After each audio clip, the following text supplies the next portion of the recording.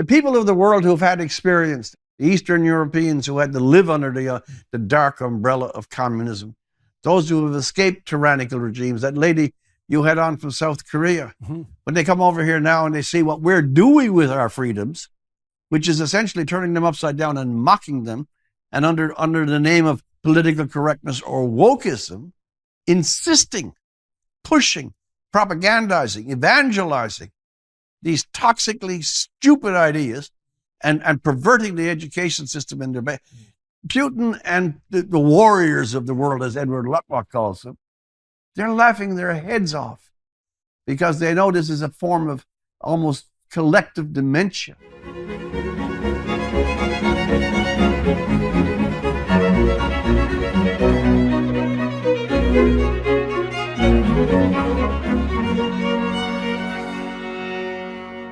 Hello, everyone. I'm here today with Mr. Rex Murphy, which is always a pleasure. Rex is a Canadian commentator and author, primarily on Canadian political and social matters. He was the regular host of CBC Radio One's Cross Country Checkup, a nationwide call-in show, for 21 years before stepping down in September of 2015. He is perhaps Canada's best recognized and most admired, and indeed most loved journalist. Pleasure to see you, Rex. I'm glad we have a chance to talk again.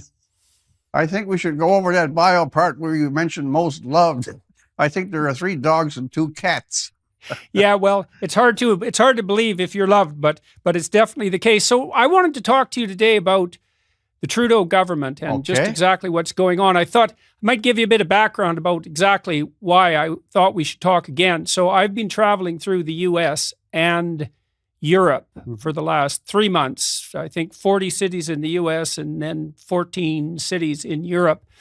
And I've talked with a lot of people about their attitude towards Canada and how that's changed as a consequence of Trudeau. And so in the U.S., what I noticed in particular was that people, whether they were Democrats or Republicans, were very unhappy with Trudeau's treatment of the trucker convoy, and also shocked, I would say, that he blamed it on the Americans, especially on the Conservatives, and also appalled that he froze bank accounts. That was not a wise move. And then in Europe, I would say Canada's international reputation has taken a vicious hit. People are shocked, I would say, again, at what happened around the trucker convoy, specifically the freezing of the bank accounts. But also there's a fair bit of buzz about the new bill C-11 and the internet censorship. And so I don't think Canadians really are aware of how vicious a hit the reputation of our country has taken under our current Prime Minister. And so I thought I would talk to you about the peculiar times that we seem to find ourselves in Canada. My sense is that we get a scandal every week and have for about 6 months that under normal circumstances would be sufficient to bring down a government. Yeah. Well, I'll pick you up on a couple of things before I go to the actual scandal point. In reference to Canada's standing either in the U.S. or in Europe, even within the last 3 days, with the decision Roe versus Wade, Mr. Trudeau was in Rwanda, which is not near Quebec, when he commented on the operations of the Supreme Judiciary of the United States on probably the most electric issue in American politics. And here's what he had to say. I actually brought the paper with me. I'm only quoting a small bit of it. Here he is commenting on, and this is very important, he's commenting on the Supreme Court, 1/3 of the constitutional government of the United States, an equal party to Congress and the executive. And this is a prime minister in a separate country. And here's his first response to the decision. The news coming out of the United States is horrific. I pause there. Never mind the particular issue. He's saying that the operation, judgment, determination, and rumination of a court, of a judiciary, of the judicature of the United States, the constitutional balance part, he's commenting on the operation of the essential element of government, and especially on the judges, and he's calling it horrific. Number 2, he goes on. Now he's going to what he would call substance. My heart goes out to the millions of American women who are now set to lose their legal right to an abortion. The last phrase is patently false, but the biggest thing there is, who was he to play the Bill Clinton empathizer to the constituents of another nation? Now, if you were telling me he's earned a bad reputation in the United States because of blaming American right-wing authorities for bringing money into the convoy, which was proven false. The majority, and by far, of the money that went to the convoy came from ordinary donors in Canada. But every time Trudeau has a problem in Canada, he looks to the right wing of the United States as his convenient villain. Well, what do you think he's going to do now when the people in the United States and in the government, Democrats should be pissed with this as well? He's saying that the United States Supreme Court is an agency of horrific decisions, and implying that they're deliberately bringing great pain to American women and stirring up anger. And I'll tap that off by pointing out one other thing. You've already had a night of rage. You've had people storming the private houses of the U.S. Supreme Court. You've had an institution burnt down. You've had the legislature, I think it was in Arizona, invaded so that the police had to... Well, you know, if it were a reverse situation, words of encouragement from an outside prime minister saying that the decision was horrific and that it's going to cause anger on an issue this hot, that was grotesquely irresponsible. And if we're going to blame people's actions on public words, which is a liberal thing to do, then part of the mayhem that we're going to see in the United States over this decision comes from encouragement from our dilettante prime minister here in Canada. Well, I also don't understand it strategically in some real sense, because it looks self-evident that the Democrats are going to face a catastrophic electoral defeat in the fall. And that means that the Trudeau government, assuming it lasts the next 2 or 3 years that it's hypothetically likely to last, is going to be dealing with a much more conservative ally on the Southern Front. And the steps taken to alienate all those people, especially after he also blamed the MAGA-type Republicans for funding the trucker convoy to destabilize Canadian democracy, just doesn't seem like the most diplomatic or wise thing to do when you're dealing with people who are, well, crucial to us on the trading front, let's say, and not say nothing of defense. Well, one thing you don't look for in the pronouncements of Mr. Trudeau is wisdom. That's a ridiculous effort to begin with, and it will give you no results whatsoever. What you should look for, and which he's given evidence of over the last 7 years, that what he might lack in intellectual sweep, he more than compensates by a certain instinct of cunning.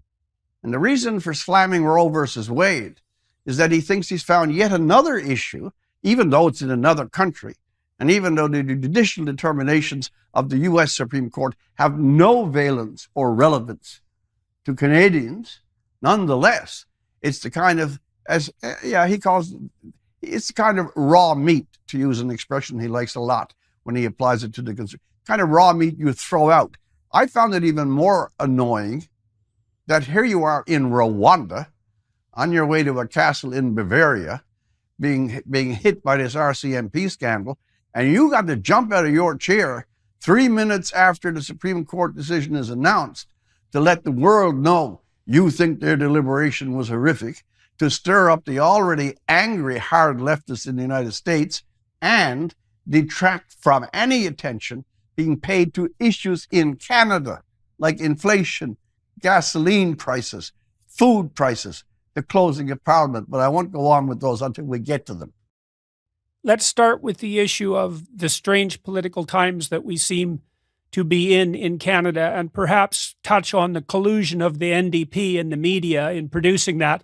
Because my sense is, as I mentioned before, that over the span of my life, one of the great advantages of a parliamentary system is that when a government, especially one that doesn't have a strong majority, becomes continually scandal-ridden, that the precedent is for Parliament to dissolve and for an election to take place. Now, I know we just had an election that was completely unnecessary, but we have a situation in Canada where the Liberals have moved radically to the left. They've supplanted the NDP, who are supporting them constantly in what is essentially a coalition government. And we have the horrible fascistic spectacle of the Canadian government radically subsidizing the legacy media in Canada in general and the CBC specifically to the tune of $1.2 billion a year to produce no audience and a set of facts that are entirely convenient to the Trudeau government. And so we have this perfect storm, especially if you add to that the fact that Trudeau has essentially gutted Parliament for 2 years, partly as a consequence in principle of the COVID scandal. But they just announced this week or last week that virtual Parliament is going to continue for another year, which this is just every week there's something else the Trudeau government does that I find so preposterous and unbelievable that it makes me think that there's something wrong with the way that I'm looking at the news. What the hell's going on with the virtual Parliament? What is this? Well, I'll take the virtual Parliament first, but I am going to circle back to another thing that several things you've already mentioned. I thought, for what it's worth, and insofar as I can think, I thought that even when the pandemic was fresh and we didn't have a clear understanding of its true risks or its true range, or whether the vaccines or other emoluments were going to be available, I thought that even then, when at least the grocery store clerks were still on the job, and at that time, by the way, so were the much praised truckers. Mr. Trudeau himself came out to say, we must thank them for bringing our food and our medicines in the beginning of this pandemic. I thought even then that the idea that the people who had been elected to the highest office that this country can offer, the House of Commons, in a time of emergency, that's when they do meet. And even if there was some element of risk involved, that's when they do meet. Now, that was at the beginning.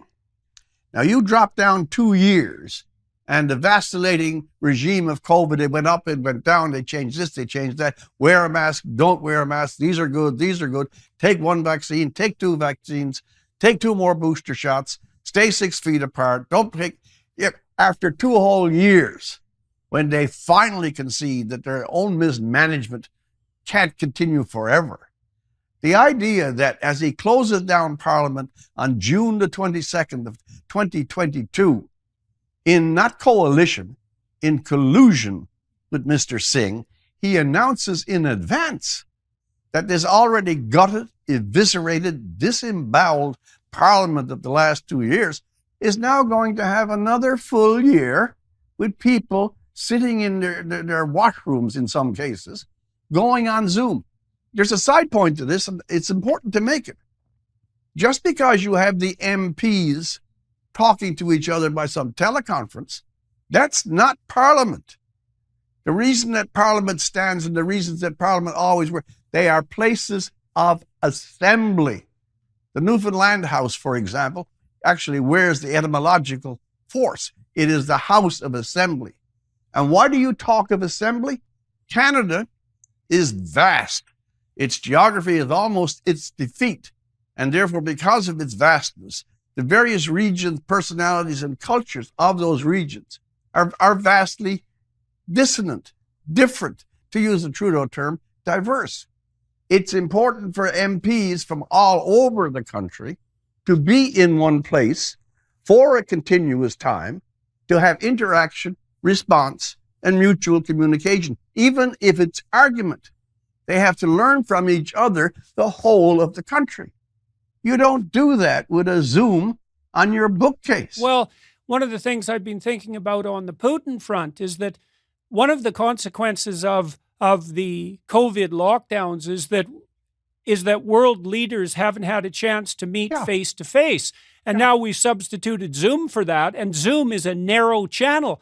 Now, I've been in Washington too, and increasingly the congressmen in Washington don't move to Washington, and 40% of them sleep in their offices. They don't have apartment buildings. And so They haven't built the social communities in Washington that would enable the Democrats to talk to one another or the Democrats to talk to the Republicans across the aisle in the social interactions that you have if you generate a shared community. Exactly. And so this rush to substitute narrow channels of electronic communication merely out of convenience, we have absolutely no idea whatsoever what that will do to the Parliament. And it could easily destroy it.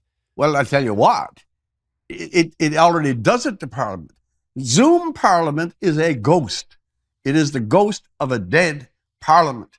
The notion of again, the 300 plus MPs being forced by the nature of the country to be in Ottawa, to be in one huge building, to share the same chamber, to meet each other informally.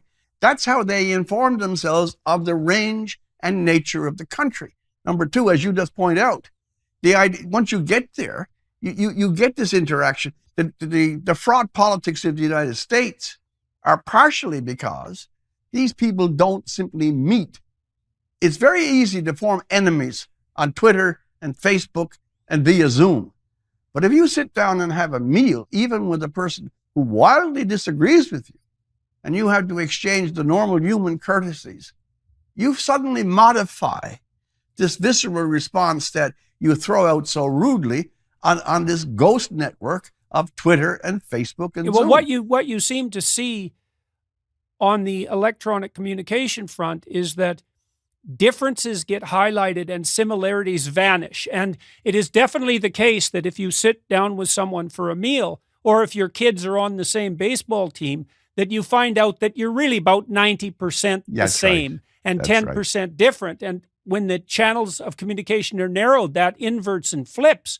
And then we also could add to that, Rex, the fact that, well, Parliament's a check on executive power, and we could use some checks on Trudeau's power, but when you and I were much younger, and maybe only about 20 years ago, the press was also an independent check. And now the press is in the pockets of the government. And I called that fascist earlier, and I meant that. What we're seeing worldwide is a fascist enterprise, weirdly enough, on the left side, that involves a collusion between media, technology, and government. And fascism, the root of the word fascism, means to bind together. And the central, right, exactly. The central element of a fascist state is collusion of the elites, let's say, and the eradication of any checks and balances. And that's reminiscent to me of the desirability of that is reminiscent to me of Trudeau's express admiration for the Chinese Communist Party and its efficiency in moving forward, let's say, on the environmental front, something that he's expressed explicit admiration for. And I would also say that's hurting Canada's international reputation in ways that Canadians just don't seem to realize, including among moderate liberal types. Well, let's go first with the media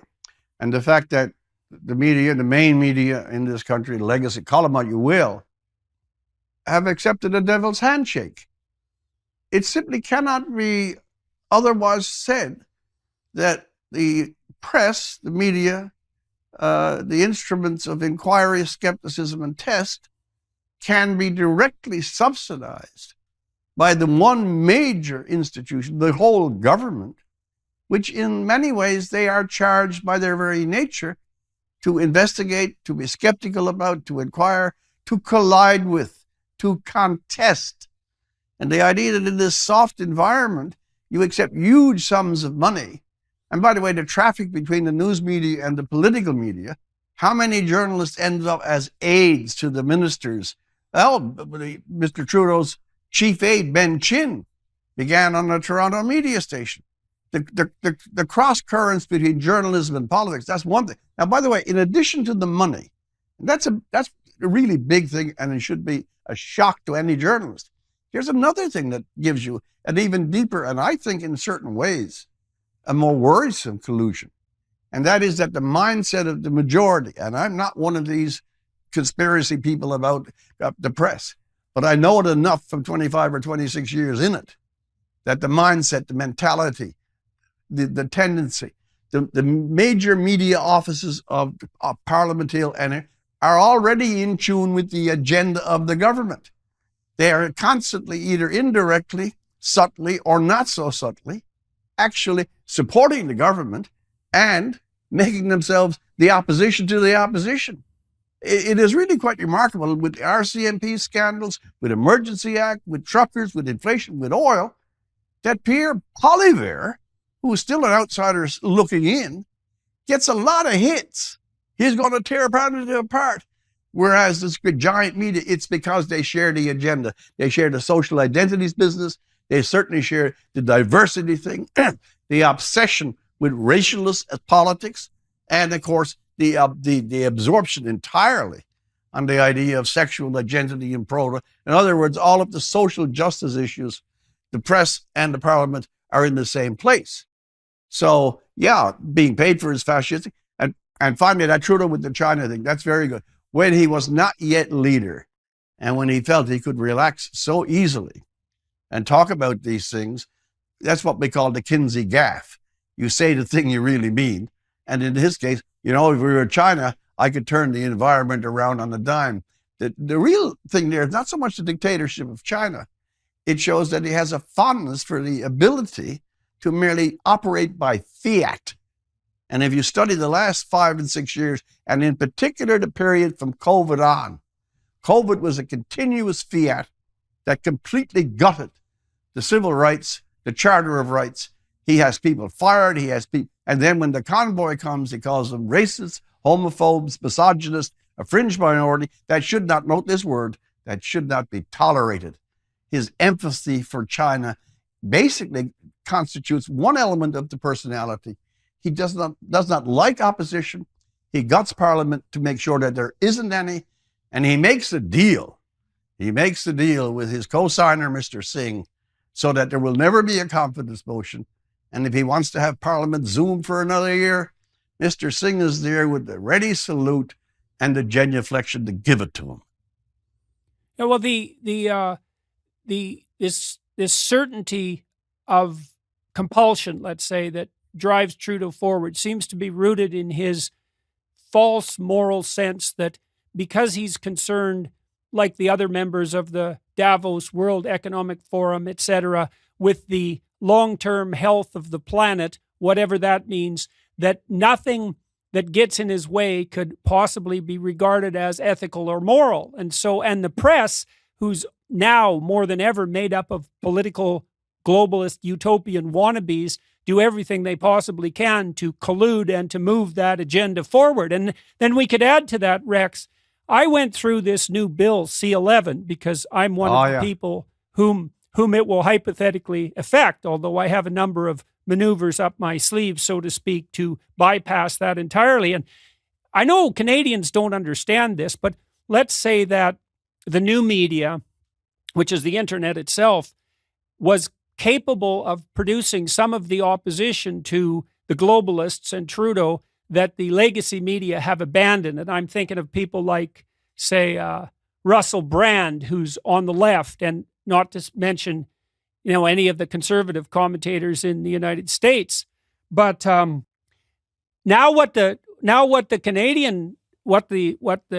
C-11 has done is basically, and this is unbelievable, I can't believe I read it correctly, they basically defined all internet content of any sort as subject to the same CRTC, Canadian Radio and Television, Corporation? I don't remember the last word of that acronym. It doesn't really matter. No, it doesn't matter. They've defined them as broadcasters that are equivalent, let's say, to CBC or CTV. Now, the reason that those broadcasters are different was because the government had to parse up the airwaves, because the airwaves were actually a scarce resource. Now, and the internet is not a scarce resource. And now, as far as I can tell, reading Bill C-11, which is an unbelievably vague document, if a internet service provider, a private one, so a small business person like me, let's say, doesn't broadcast in French and English and in indigenous languages and to any diverse range of people with disabilities and highlight Canadian content, then the government can do what it needs to do to deprioritize their distribution. And they'll do that by putting pressure on the search engine providers like YouTube and Google, or just stopping them altogether. And I read this bill, and all of it, again, Rex, too, the bill is couched in all this diversity, inclusivity, and equity terminology, which it's the same solution to every problem, right? And so not only do we have this massive press collusion with the government that's absolutely unconscionable in a Western democracy, but we also have now the government clamping down more viciously than in any other developed country on the freedom for Canadians to get access to all of the information on the internet, not just that produced by Canadians. I'm inclined to believe that this idea that these intellectuals, it's mainly a shallow cabinet. I don't care how condescending that sounds, but it mainly is. That they somehow or other have been given Vatican-like infallibility to judge what is correct and is not correct, to make decisions that will hold back. By the way, the whole idea of disinformation and misinformation coming out of the mouths of this government. I mean, they are the greatest purveyor of confusion and evasion and the idea that they then are going to be the kind of grandmas or Mrs. Grundy, as it used to be called in the 19th century, and protect the tender sensibilities of minds that are better than their own. I'm tired of people, and I'm sure you are too, because it's getting so cliched, to bringing up George Orwell, but because he put the stamp on it and gave the template. The idea that a central authority runs thought and speech and makes judgments on what is and what's not, and under the banner of diversity, inclusion, and equity, which is really a hidden ideology pumped up by vast self-righteousness and granting pseudo-infallibility to those who are sensitive. We know this is not the case. Mr. Trudeau got rid of his only Aboriginal female minister. There's equity, there's diversity.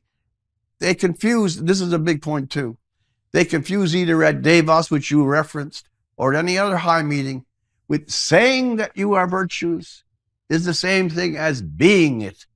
And there's there's a blatant arrogance attached to any government that thinks that in the modern communication system, that it should have any business outside of the exact things that are defined by law as incitement and real rabid hate. They will call hate something they simply don't like. It's not an easy emotion to define. C11, as Michael Geist, and I know you follow him. Michael Geist is the professor of communication who most articulately and most deeply is warning over and over to give this bunch that can't issue a passport, that have a pay system for their own civil servants that's 3 or 4 years misfunctioning, that can't let passengers walk out of Pearson Airport within less than 24 hours, should suddenly have the government of the thoughts and reactions and speeches and positions and films and talks like this, like yours. It's absurd, but it's more than that. This is truly frightening. I mean, what is this gulping for more power than you need?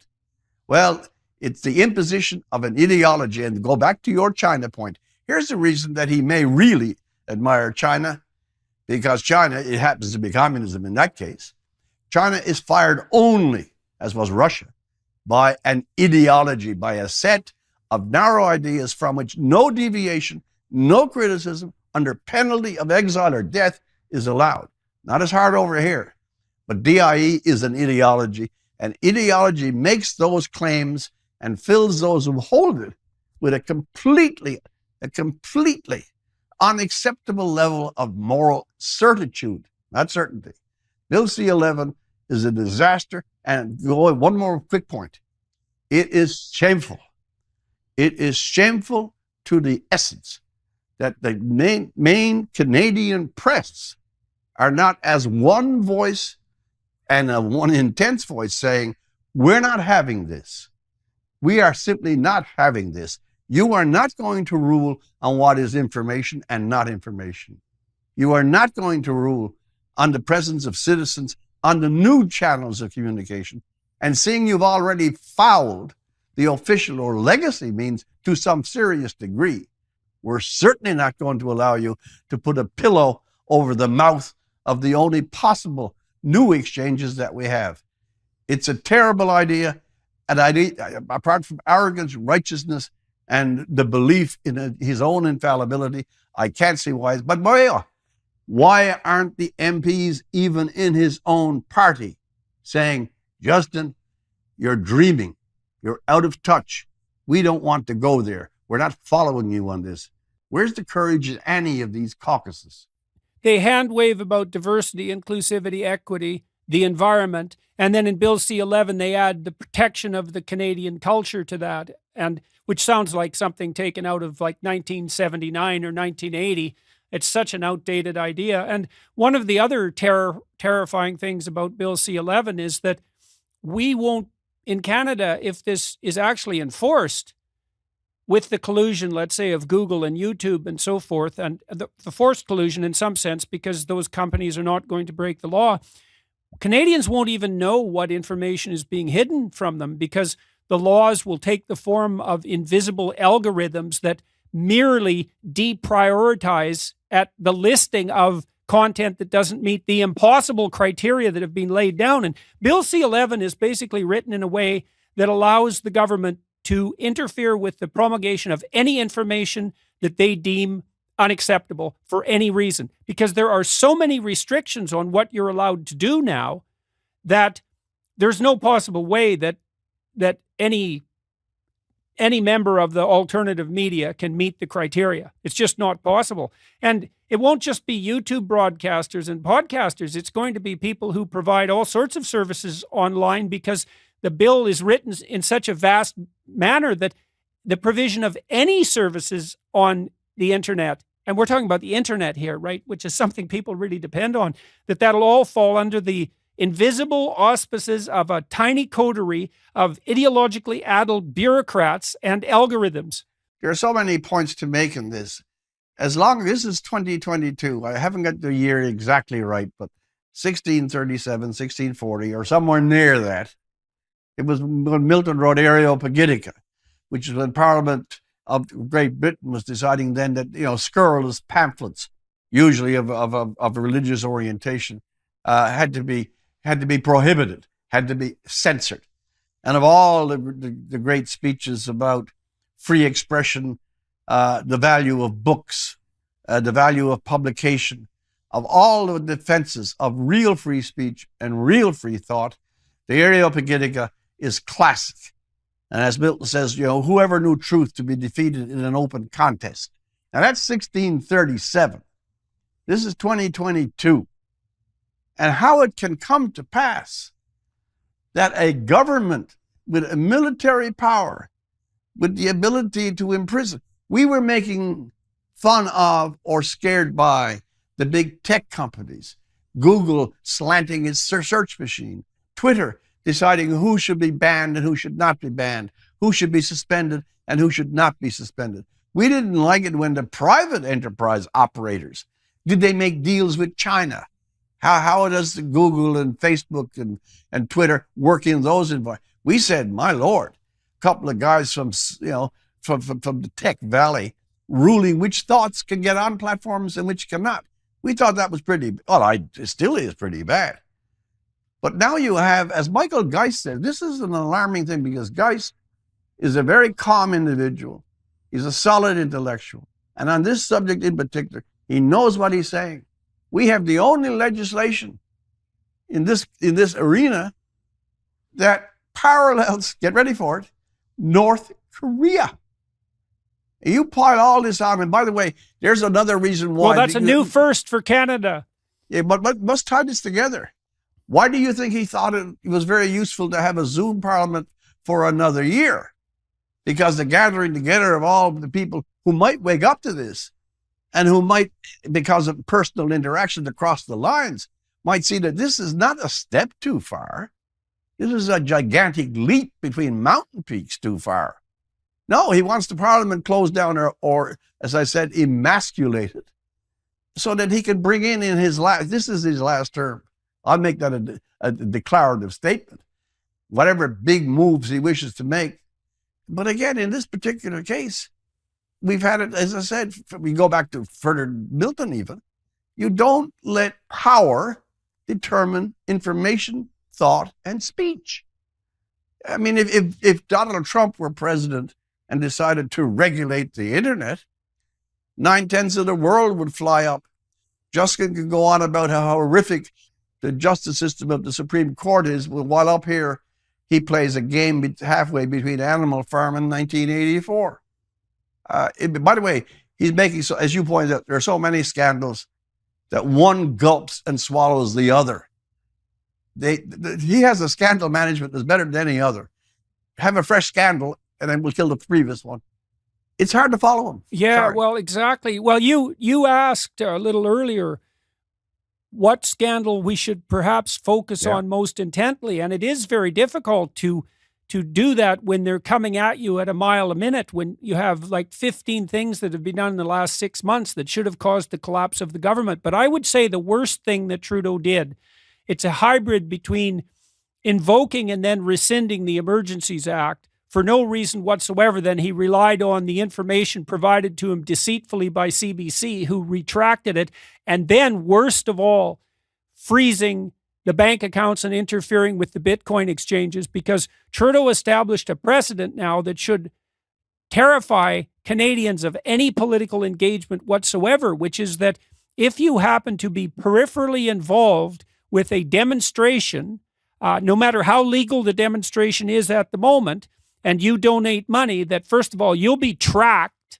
and that's bad enough. Like, that's terrifying enough. But not only tracked, but that all your ability to interact with the entire economic system, because it's not just freezing your bank accounts, right? It's freezing your mortgage, it's freezing your visa, it's making it impossible for you to withdraw any cash, it's putting your family at risk. It's, to compare this to what the Chinese are doing with the social credit system, is no leap. And that's a terrible conspiratorial thing to say, but it also reflects a deep underlying reality. And I'm telling you, I can't tell you how many people have expressed shock and dismay to me throughout the United States and through Europe about the fact that Trudeau, implemented the Emergencies Act and suspended civil liberties and then froze the bank accounts, especially because Canada has had a great reputation on the financial front for 150 years.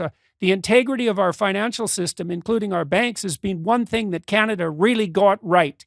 And now, what would you think if you were a foreign investor or anyone seriously considering doing business with Canada, when you know now that if you're a Republican, and heaven forbid a Trump supporter, but a Republican even, that your views are now deemed so extreme that it's meet and just to declare them an emergency and to steal all your money with no trial, with no due process of law, completely arbitrarily and behind the scenes. Scotiabank apologized about 2 weeks ago. I don't know if any of the other big banks did. No, they haven't. But they said they did it under duress. Well, that's because they're bloody cowards, and they're foolish as well, because they've taken a catastrophic hit to their international reputation. Well, let's start go back to where you began yourself. The imposition of revocation before ratification of the Emergency Act that had about 7 to 8 days of life. We have not had yet, we didn't have it then, that's for sure.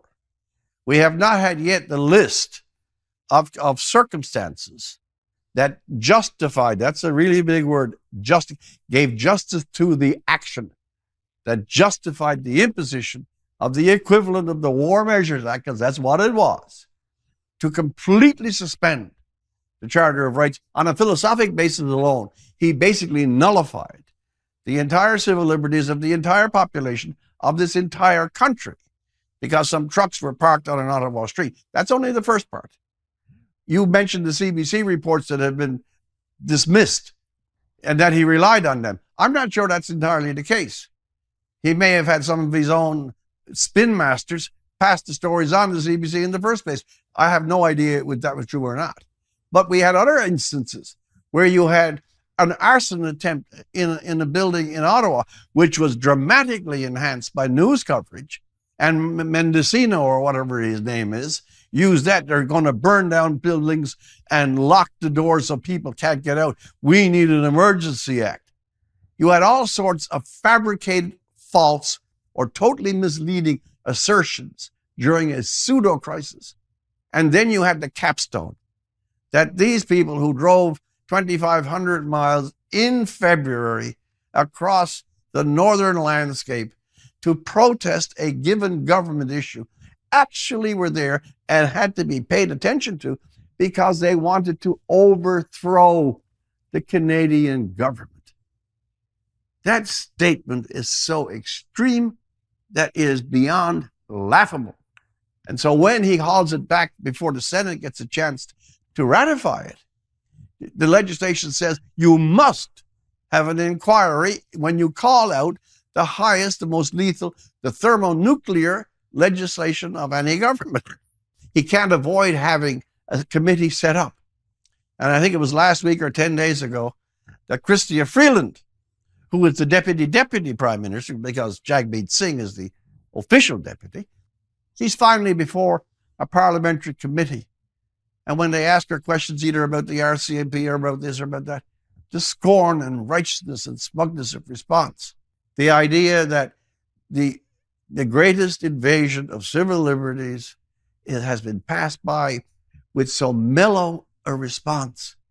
And that gives them the appetite then, if I can call up the Emergency Act and call a group of savvy, common sense citizens, fringe, minority, racist, if I can set one part of the community against the other, that division, there's where the appetite comes for Bill C-11. Got away with the Emergency Act.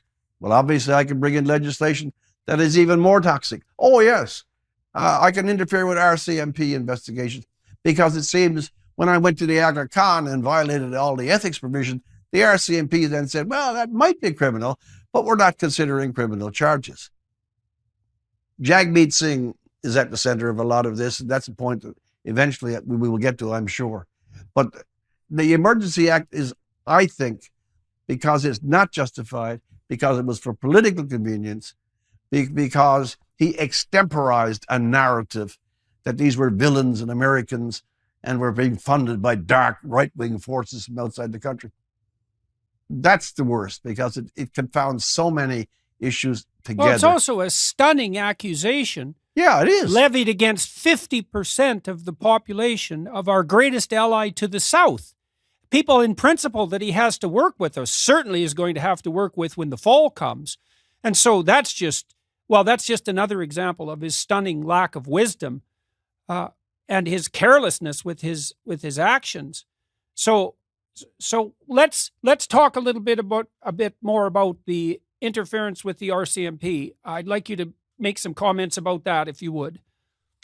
Well, that again, people who know Canadian politics, I want to apologize, but I'll simply say I regret that it's not so fascinating that the people who listen, the range of viewers that you have, may not be as intimate with it as we would wish, or I don't know about wishing on them, but nonetheless. Well, it's a good example of fascist collusion, though, I would say, and that's a threat to everyone in the West. Yeah, but it also has a great precedent.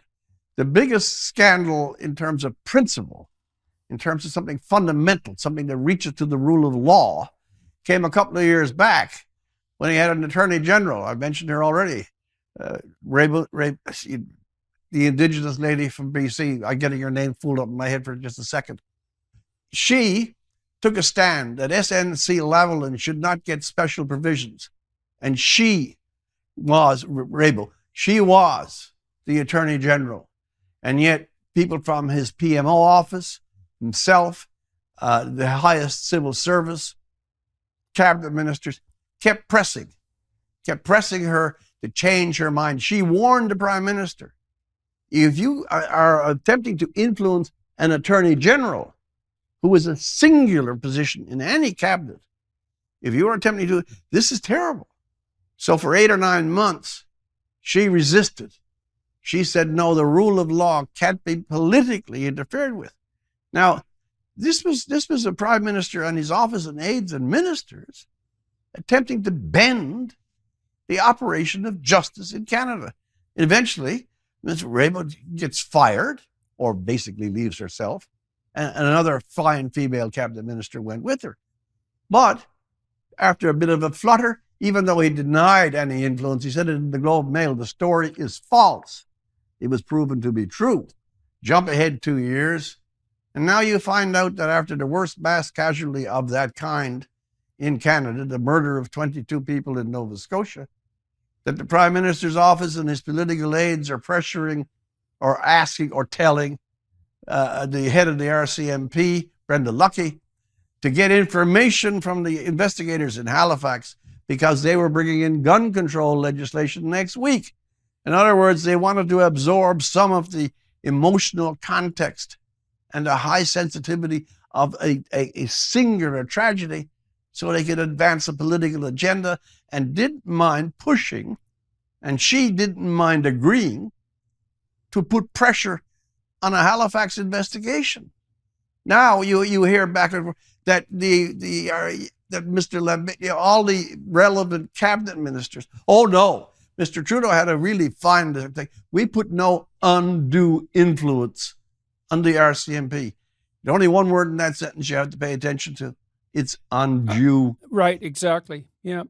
And yeah, so, well, Rex, this is all a pattern as far as I'm concerned. Yeah, it is. And I'm speaking as a clinician here, although I hesitate to do so, but I've been watching Trudeau for a long time. I found it appalling. I found what he was doing appalling right from the beginning, because Trudeau was enticed into running for leadership as a consequence of what I would describe as a successful appeal to his overweening narcissism.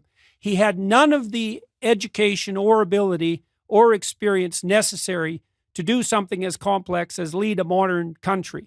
And it was obvious to all, and it should have been obvious to him, that the single reason that he was picked by the utterly cynical Liberals who chose him was, first of all, his pleasant personal appearance, and perhaps not first and foremost, but first and foremost, his name, Trudeau, the dynastic name, the fact that he already had broad-scale marketing and sales appeal. And that was enough for him to justify to himself becoming prime minister. And then, maybe you don't want to damn someone for that, because just because he was Pierre Trudeau's son doesn't mean he doesn't have ability. And so it would be possible that someone like that could take the humble approach and decide that, well, better him than some evil conservative, let's say, and that he could carefully learn to be competent and to do a good job.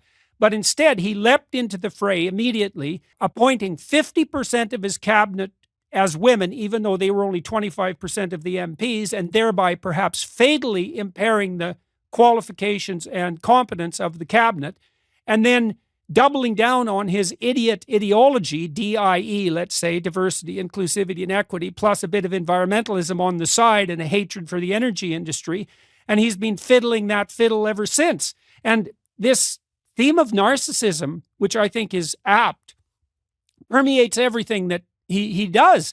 The admiration for China, the dismissiveness that he manifests when he's ever asked questions, the overweening legislation like Bill C-11 that he passes without a second's consideration for the fact that maybe we could use some checks and balances in the governmental system on the off chance we might not be 100% right about all our ideological presuppositions.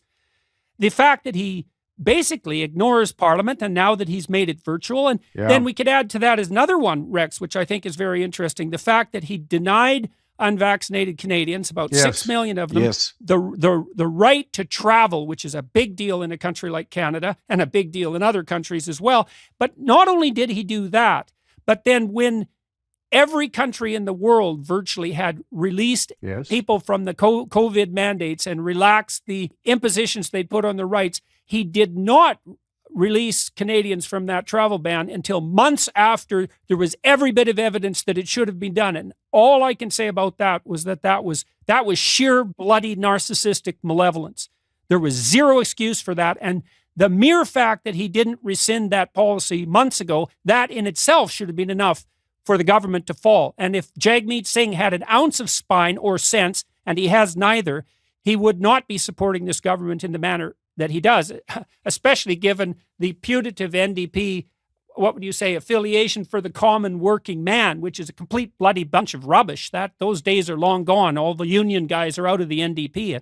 We have an elite set of utopians whose presuppositions make the liberal idiocy look almost like nothing in contrast, and the self-righteousness and moralizing that goes along with that. And so, Rex, why do you think Canadians have found themselves in this position, and why isn't there more broad-scale outrage, if not rioting in the streets, about what's happening at the federal government level? Well, there are two or three things that I could say that are, I think, fairly relevant in this context. The first thing is that when he first came in, by the way, whether it's narcissism or not, that being as it is a clinical as well as a poetic term, I don't think there's much doubt of it if you're using it just in conventional lay language, why you would install as the leader of the country.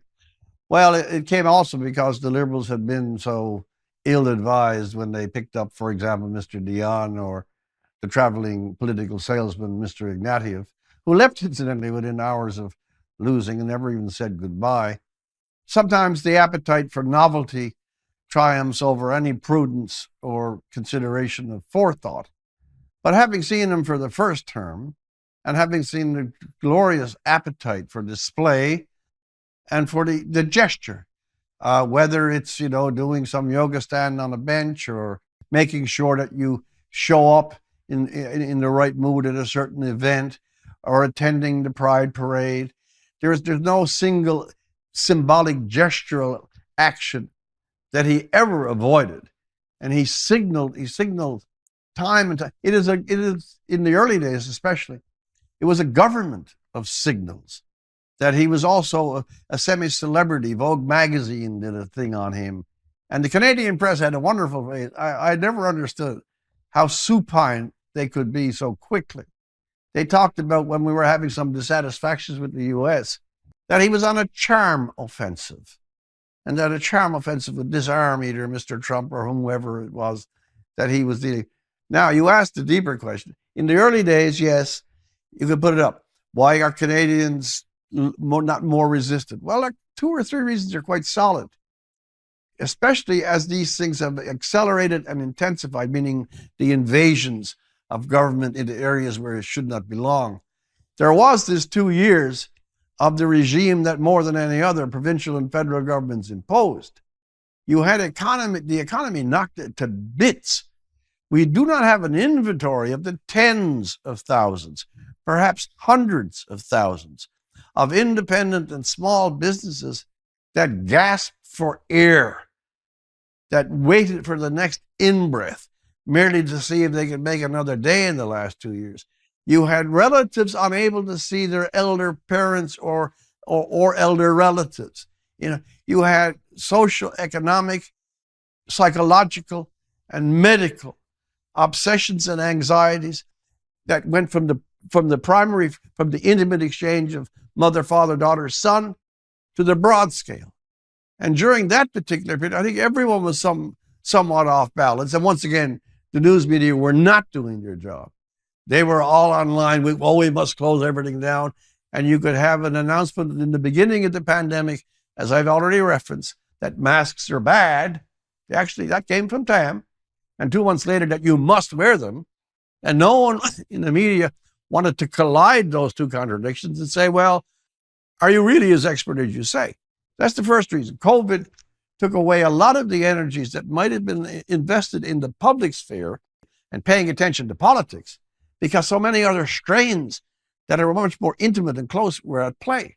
Secondly, and I think this is really, really telling, that in the present 5 and 6 months, when this thing really has come to new levels, whatever was the deal that the NDP, which traditionally is really the oppositional, not the Conservatives, the NDP are the ones that really put the bite on the Liberals. So remember, the War Measures Act was the forerunner of the Emergency Act.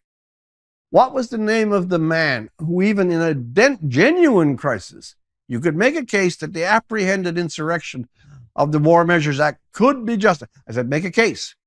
And it was popular, especially in English Canada in that time, Who stood up against it? Who took the flack?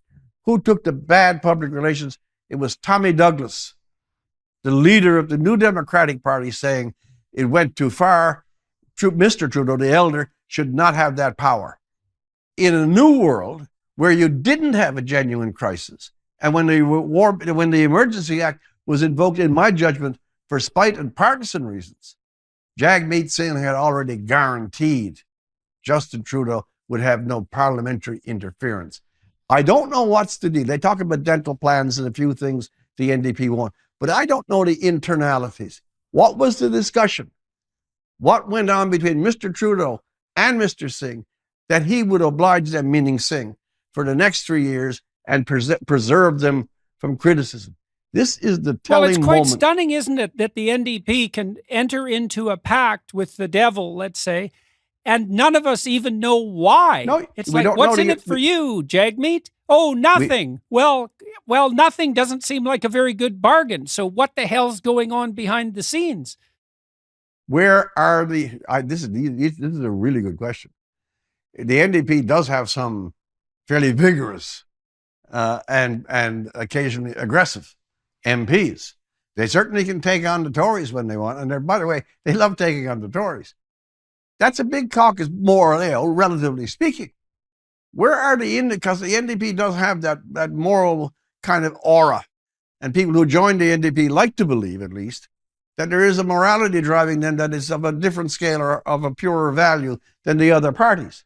Why are they letting Mr. Singh so desecrate the central image of the entire? Why aren't some of the MPs in the party talking about it? And I also ask, when it comes to the RCMP thing or the Emergency Act, why aren't liberal MPs, even some ministers? Wilson Raybould did it. Why is it that we're not hearing from individual MPs? They've been elected by a constituency. They do have autonomy if they want to use it. They talk about caucus discipline. There's only discipline in the caucus if you accept it. And if you think a prime minister or a cabinet minister has stepped over the line, or the leader of your party is traducing the reputation of your party, then an MP in the NDP or MPs in the Liberal caucus will say, hey, Mr. Trudeau was going too far with the information legislation. He went far too far with the Emergency Act, and his attempt to put division, especially against the working class of Canadians during the trucker protest, that was most unseemly. We don't have opposition from the media in the main, and obviously with Mr. Singh guaranteeing Mr. Trudeau, that's how Mr. Trudeau could cancel Parliament for next year. This is the central dynamic of the entire political moment of our time, and I have not seen one major presence on the Canadian media scene. Sit Jagmeet Singh down 30 minutes and let's have the story. You have not seen it. Yeah, well, that's unbelievable. And, well, maybe it's partly the fragmentation of Parliament, and so all the MPs feel isolated. And then I know from talking to Conservative MPs who didn't exactly distinguish themselves in terms of their courage over the last 4 years either, that as individuals, they're all terrified of being isolated and mobbed. And the fact that Parliament is fragmented and that the media, and the new media for that matter, is more than capable and willing to mob, we could use the former Attorney General as case in point, means that people on the MP side, the backbenchers, are cowed in a way that I think is unparalleled. So let's turn, Rex, because it's very difficult to cover all the scandals, and we haven't even touched on another one that's major beyond belief, which is that Trudeau has run up more debt in his short time in office than every single prime minister in Canada managed in total since the founding of the state. And the consequence of that has been an incredible inflation, asset inflation, especially in the housing market, and an unparalleled level of inflation. And you can add to that the consequences of his idiot energy policies, which have emboldened Putin and which have also produced an unparalleled increase in energy prices across Canada. And so we're also, and then that's not enough. That's not enough. No. In the past year, I have tried to buy, for what it's worth, a new car, a couple of small boats, just fun boats. And I know that's a luxury item, that's not the point. A snowmobile, I tried to make a vinyl record, and I've tried to get Penguin Random House to put out a double edition of my book. Penguin couldn't do it because there's a cardboard and paper shortage. The vinyl record industry has an 8 to 12 month delay. You can't get a snowmobile, you can't get a small boat, and no one can buy a car. And the reason for that is the supply chains are so disrupted that it's cataclysmic. 1 in 5 container ships are trapped in ports at the moment because the ports can't keep up with the demand. We have no idea how badly fragmented the supply chains are, and that's going to produce a catastrophic outcome, especially come fall, because we're going to have a very difficult time moving enough food around the world, to say nothing of enough goods. And so we have a massive debt. We have an inflation that's starting to get out of control. Yeah. We have a housing bubble that's no joke. And we have supply chain disruptions, the magnitude of which have never been seen before, at least not in the last 30 years, and that pose a threat to the integrity of the entire world economic system. Yep. And so that also seems to be a bit of a problem that Trudeau has had a major hand in producing. And that's along with his stated disinterest in financial matters, because he said that explicitly. He has no real interest in economic matters. You'd never guess that. In 2015, he said, and I can almost quote, "I'm looking you straight in the eye now, and I'm speaking to you honestly, as I always do." This is when he was going to have $10 billion deficits per year. That by 2019, we will return to a balance by 2019. Now again, pre-COVID, we can understand spending of a considerable magnitude beyond any promise during the regime of COVID. But the extent to which this government wildly, and we never did see, because again, he was operating from the cottage. He was walking down the steps of the Rideau Hall cottage rather than going to Parliament, all alone in a little covey of media people under a canvas tent, and he was throwing out billions this way and billions that way. If you do not think that the billions upon billions upon billions that were flushed out without scrutiny, the Auditor General did not have adequate means to survey them, and he said that, and he asked for other people. We're going to have a harvest of scandals in years to come, but that's not the main point. It's the point that you're making, that the spending levels of debt and deficit were well over $1 trillion. And the Bank of Canada has already jacked up the interest rate twice. I talked to a financial man just yesterday. It's going to be worse and worse and worse. We have had a holiday from economic reason during this period, and he has overspent. Stephen Harper was correct. The spending during COVID may have been necessary, but this was overkill. I would say overkill with magnitude, and it was not governed. They're even now trying to get back CERB payments from 1 million Canadians. When the interest rates rise and people who have houses and mortgages start to learn what it is like to be in previously normal times, inflation hits at the worst possible moment. 2 full years of economic devastation because of COVID, because of the regime. They closed down things that didn't have to be closed. They killed businesses. We're going to see tremendous devastation across, and then the jihad against Alberta oil. That is criminally stupid. We are depriving not only Alberta, but the Canadian treasury during the return prices of natural oil and gas, highest almost ever. And we have made them, Mr. Trudeau, Mr. Singh, Elizabeth May, and the cabal of professional environmentalists have made poor Alberta and Saskatchewan's oil and gas industry a demonic presence. How do you reach the level of political insanity that you kill a primary resource of your own country? You estrange and anger, justifiably angry. They are justifiably angry. A whole province or two.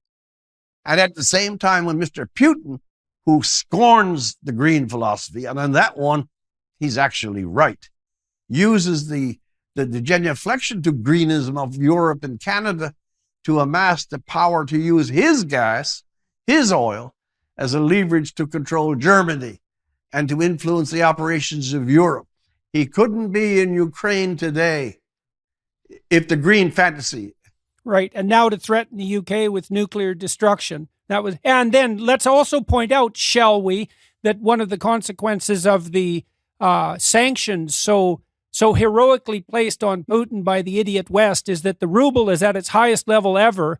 And because oil prices have shot through the roof, Russia's actually arguably in some ways in better economic shape after the sanctions than they were before. Yeah. So that's just bloody brilliant as well. And this issue about what's happened on the Russian front is anybody with any sense looking at this up to, say, 10 years ago knew perfectly well that by dampening down oil and gas exploration in North America and in Europe, that we were playing into the hands of the worst impulses of the Russians. Of course. If you had to have your head buried in the sand or somewhere else to not notice that absolutely explicitly and to hand wave about idiot environmentalism while at the same time producing this potentially fatal dependence on Russian largesse and goodwill is an abdication of political responsibility that you'd have to look at history a long time to find an example that would supersede. I wish, and I wish with utter futility, that again, the guardians of our public discourse,